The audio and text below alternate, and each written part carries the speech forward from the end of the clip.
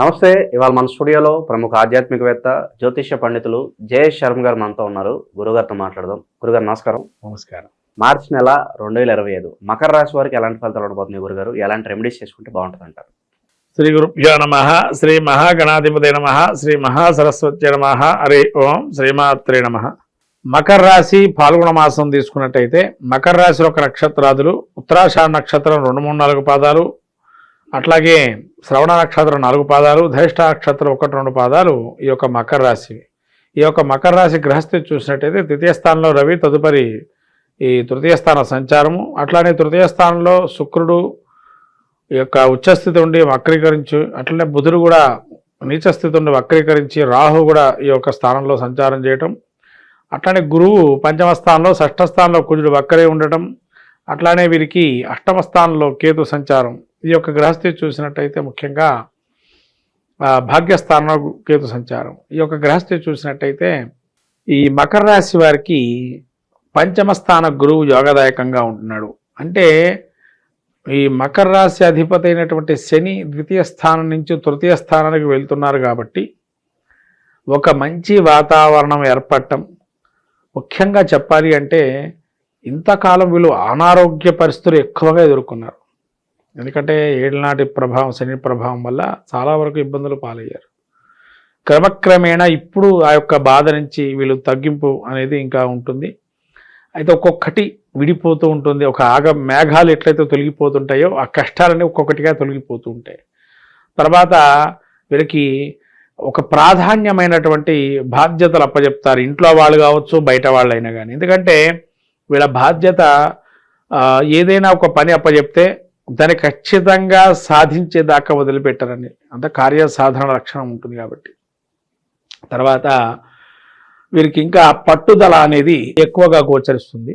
పట్టుదల ఎక్కువ ఉంటుంది కాబట్టి పట్టుదలతో ఏ పనైనా కానీ సాధిస్తారు.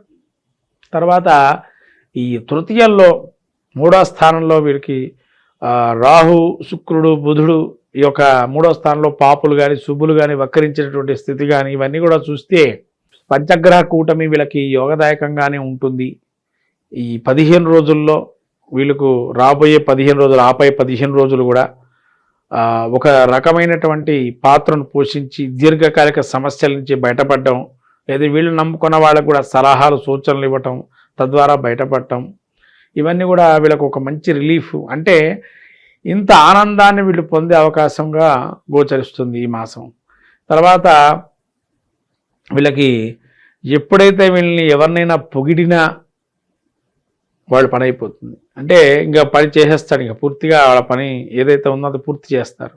అదొక లక్షణం ఉంది వీళ్ళకి. కాబట్టి వీళ్ళు పొగిడితే వీళ్ళు పని చేస్తారు, పొగడకపోయినా చేస్తారు, కానీ పొగిడితే ఇంకా ఫాస్ట్గా అవుతారు రిలీఫ్. అది వీళ్ళ యొక్క లక్షణం. ఈ మకర రాశికి 6లో కుజుడున్నాడుగా ధన లాభం కానీ భూ రకమైన లాభాలు గోచరించే అవకాశం ఉంది.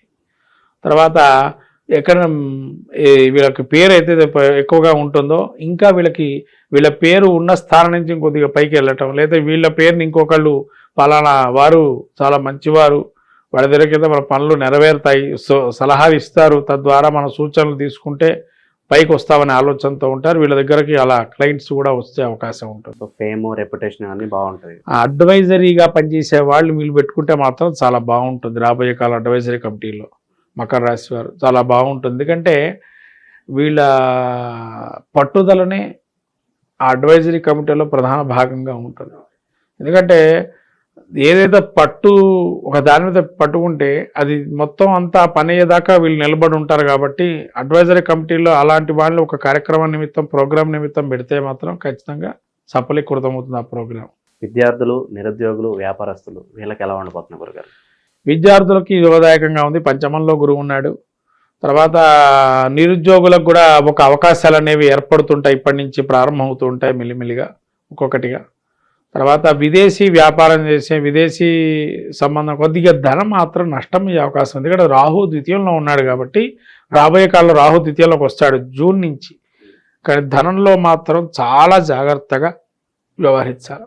మాట ఎంతైనా చెప్పు, ధనముకు వచ్చేటప్పుడే జాగ్రత్తగా వ్యవహరించి వాళ్ళు బ్యాక్గ్రౌండ్, వాళ్ళ పరిస్థితి ఏంది చూసి ఇవ్వటం అనేది మంచిది. ఉద్యోగస్తుల పరిస్థితి ఏంటంటారు మరి మాసం? ఉద్యోగస్తులు కూడా అవకాశాలు వస్తాయి. ఎందుకంటే వీళ్ళకు తృతీయంలో అన్ని గ్రహాలు యోగాన్ని ఇస్తున్నాయి కాబట్టి ఒక ఆశ అనేది వీళ్ళు ఒక ఆశను కల్పించే అవకాశం ఉంటుంది, లేదా ఆశతో ఎవరైతే ఇబ్బంది పడుతున్నారో వాళ్ళకి ఖచ్చితంగా అవకాశం కూడా వస్తుంది. శుభకార్యాలు జరగడానికి ఎంతవరకు ఛాన్స్ ఉండే అవకాశం కనిపిస్తుంది? శుభ కార్యక్రమం ఇందాక చెప్పాను మీకు అన్నట్టుగా భూ సమస్యలు, భూ పరిష్కారము, భూమికి సంబంధించిన వ్యవహారాలు, లాభాలు వచ్చే అవకాశం ఉంటుంది కాబట్టి ముందరకు వెళ్తాయి. ఇక సినీ రాజకీయ ప్రముఖులకు కొంత ఎలా ఉండబోతుంది? ఈ రాజకీయ ప్రముఖులు, సినీ ప్రముఖులు మకర రాశి వారు ఏంటంటే పట్టుదలతో ఉంటారని చెప్పారు ఇదివరకు కూడా. ఈ పట్టుదల అనేది ఈ మనకు ఏంటంటే కొన్ని నాటికలు, కథా కథనికలు కొన్ని ఉంటాయి. అంటే వాడు ఎంతైనా కూడా పట్టుదల. ఇప్పుడు కమల్ హాసన్ సినిమా ఒకటి ఉంది, ఇప్పుడు స్వాతి ముత్యంలో కమల్ హాసన్ అని అంటూ ఉంటారు. అంటే ఎందుకు ఇక్కడ అంటే ఆయన తలుచుకోవడానికి కారణం ఉద్యోగం ఇప్పిస్తాను అంటాడు. ఎప్పుడూ ఒక టైము పాడా వేళ ఉండదు, వెళ్తూ ఉంటాడు వస్తూ ఉంటాడు, ఉద్యోగం కావాలి ఉద్యోగం కావాలి. అలానే వీళ్ళు సమయం సందర్భం లేకుండా తనకు జపం చేసుకోవటం ఒకటైతే, రెండోది ఆశ ఎప్పుడు చిగురిస్తూనే పెట్టుకోవాలి. ఉద్యోగం వస్తుందని ఒక భావనలో ఖచ్చితంగా ఉంటే 100% కలుగుతుంది. అలా మీరు తపనతో దీక్షగా చేస్తే ఖచ్చితంగా ఫలితం సాధిస్తారు. ఇక ఆరోగ్యపరంగా ఎలా ఉండబోతుంది గురుగారు? ఆరోగ్యపరంగా కూడా వీళ్ళకి మెలకువల నుంచి ఇప్పుడే బయటపడతారు. అనారోగ్యం ఏదైతే శని ప్రభావం తీవ్రంగా చూపించారు ఇప్పటివరకు వీళ్ళకి, ఈ ఏలినాటి శని ప్రభావం వెళ్ళిపోతుంది కాబట్టి ఆరోగ్యరీత్యా కూడా బాగుంటుంది. కానీ రక్తానికి సంబంధించిన వ్యవహారాలు ఏవైతే ఉన్నాయో వాటికి జాగ్రత్తగా ఉండడం మంచిది.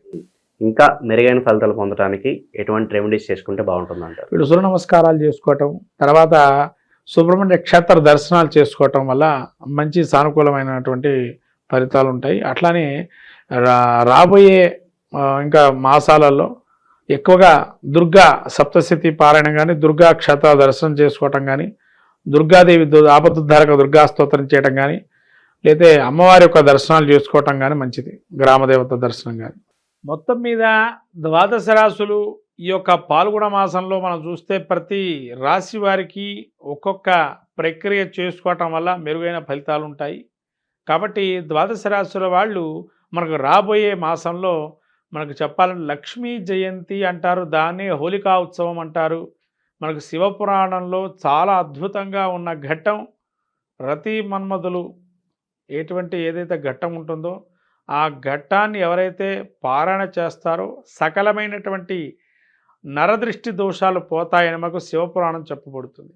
కాబట్టి శివపురాణం మనకు ఏదైతే ఉందో అందించిందో కామదహనాన్ని ఏదైతే చేస్తారో ఆ మనకుండేటువంటి కీడుని మొత్తం కూడా దాన్ని తొలగింపజేసేటువంటి ఆ విభూతిని కనుక పెట్టి దానికి ప్రదక్షిణాలు చేసుకొని తద్వారా మనకు సంతానాన్ని కానీ మనకు కానీ మంచి కలగాలని, ప్రతి విషయంలోనూ కూడా మనకు మంచి అనుభూతులను ఇవ్వాలని కోరుకోవడానికి ప్రయత్నం చేయండి. కామదహనంలో పాల్గొనండి. అట్లానే లక్ష్మీ జయంతి రోజున ఎవరైతే పౌర్ణమి వేళ జరుగుతుంది, ఈ లక్ష్మీ జయంతి రోజు అమ్మవారికి కమలా పూలతో అర్చన చేసుకోవటం, తామర గింజలతో జపం చేయటం, తామర గింజలతో హోమం చేయటం, తేనెతో అమ్మవారికి అభిషేకం చేయటం లక్ష్మీ జయంతి రోజు చాలా అద్భుతంగా ఉంటుంది. ఈ యొక్క ప్రక్రియలు చేయండి. ఇంకా పాల్గొన మాసంలో నరసింహ క్షేత్రాలు దర్శనం చేసుకోవటం వల్ల స్వామివారి తిరునక్షత్రంగా చెప్పబడింది కాబట్టి ఈ నరసింహస్వామికి ప్రత్యేకంగా ఈ పాల్గొన మాసంలో అద్భుతంగా బ్రహ్మోత్సవాలు అనేక రకాలుగా జరుగుతుంటే ప్రతి ప్రసిద్ధ క్షేత్రాల్లో ఆ క్షేత్ర దర్శనం చేసుకొని సాక్షాత్తు లక్ష్మీనారాయణ స్వరూపమైన నృసింహస్వామి యొక్క అనుగ్రహాన్ని పొంది సకల విజయాలు సాధించడానికి ప్రయత్నం చేయండి ద్వాదశ రాశుల వారు. శ్రీమాత్రే నమః.